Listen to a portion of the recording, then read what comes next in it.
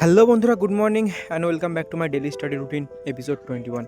So আজকে সকালবেলা উঠে চলে গেছিলাম দোকানে গিয়ে কাজকর্ম সেরে একটু পড়তে বসেছিলাম। 2 ঘন্টার মধ্যে অঙ্ক প্র্যাকটিস করেছিলাম।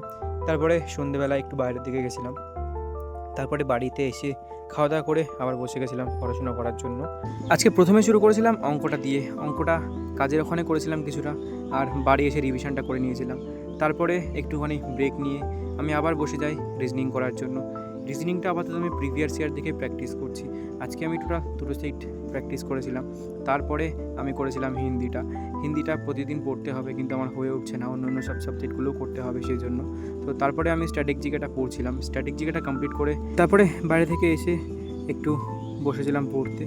আর প্রতিদিন একরকম ভিডিও তোমাদের হয়তো দেখতে ভালো লাগছে না, আর আমারও প্রতিদিন এক জিনিস করতে ভালো লাগছে না।